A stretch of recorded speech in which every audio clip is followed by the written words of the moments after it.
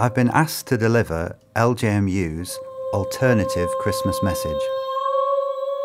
The first Christmas message was delivered by King George V over the wireless on Christmas Day 1932.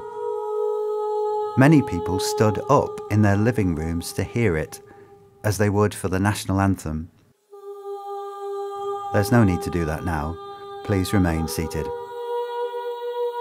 The King's Christmas broadcast was written by Rudyard Kipling and began with the words, "I speak now from my home and from my heart to you all, to men and women so cut off by the snows, the desert or the sea, that only voices out of the air can reach them."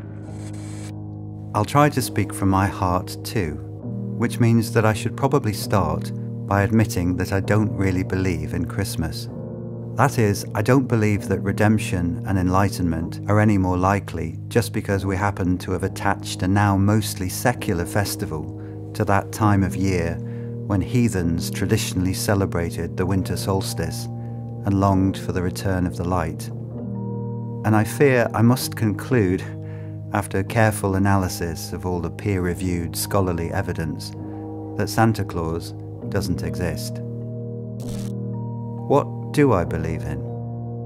I believe in the idea of a university, and on reflection, my idea of a university has something in common with the true spirit of Christmas. But still, even the part-time Scrooges among us can find some enchantment in the tinsel and lights, the giving of thoughtful gifts, and the enduring beauty of Christmas carols. And we manage to wrestle from this season a sort of battered, desultory joy that we throw in the face of the dark and the cold and the years hurtling scarily by. I feel the same about my idea of the university.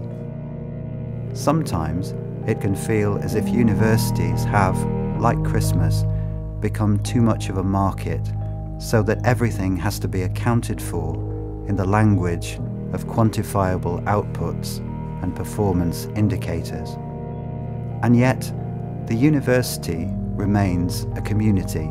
In fact, it's a community or it's nothing.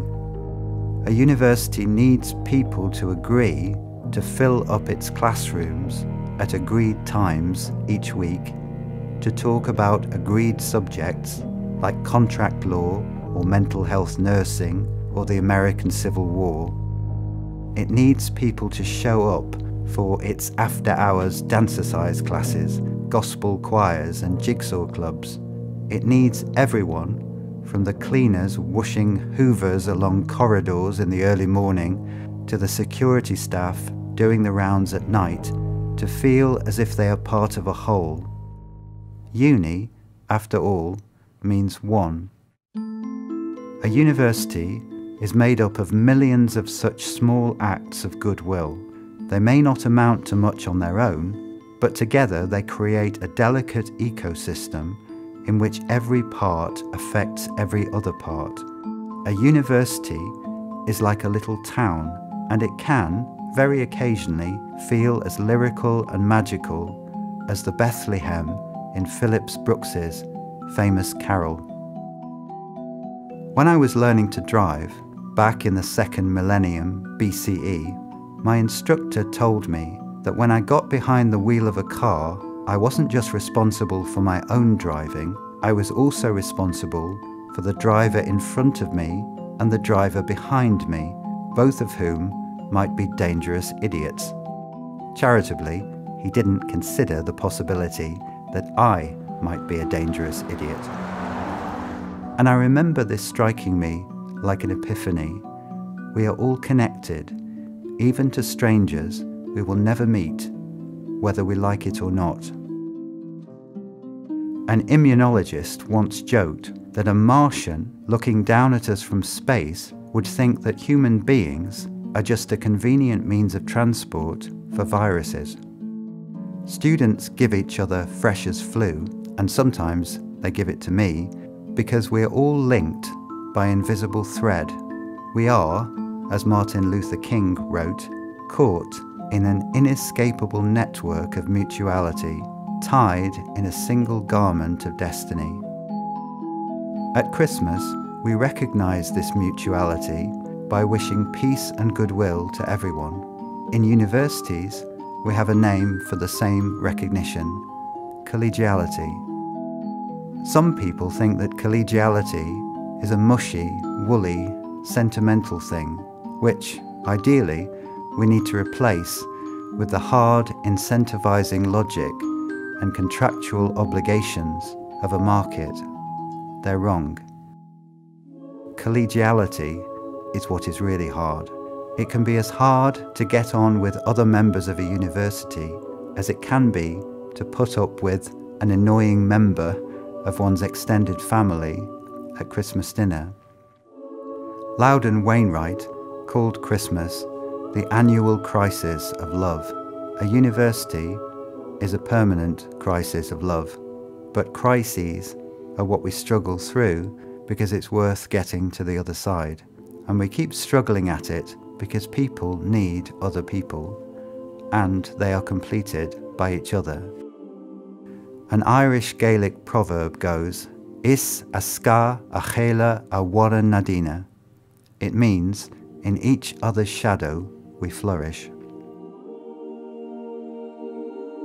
The point of collegiality is not to create some bland corporate homogeneity, but to reaffirm that everyone in our community matters as much as everyone else. This is also a key part of the Christmas story. A royal baby can be born in a lowly cattle shed. The humblest and most ordinary are also sacred and special. The Talmud says that while a human being creates identical coins from the same die, God coins all people from Adam's die, and not one looks like another. Human beings are not minted coins, they are each unique, and each forms a unique world in which they are the center of the universe. To save one human life, the Talmud says, is to save an entire world.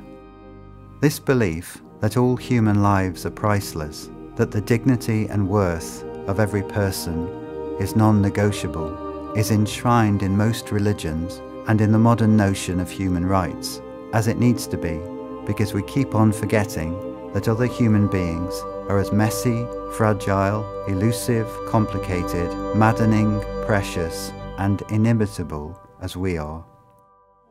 I try not to forget it. I often walk through the student village on my way from Lime Street Station to Mount Pleasant. When I see parents loading a semester's worth of their children's lives into or out of cars, I remind myself that everyone is a royal baby to someone. When I look up at the hundreds of tiny windows, each one about the size of a poster and marking out a precise portion of rental income, I remind myself that behind each window is a person, a life, an entire world. A student is not a statistic or a customer or a funding source or part of some homogeneous student voice. He or she is a human being like me. A university is a community in which everyone is unique. And this is also what we learn in that annual crisis of love that is Christmas. So I wish everyone, LJMU students, staff, alumni, and our friends in Liverpool, other universities, and everywhere else, a very happy Christmas. May we find comfort and joy in each other's shadow.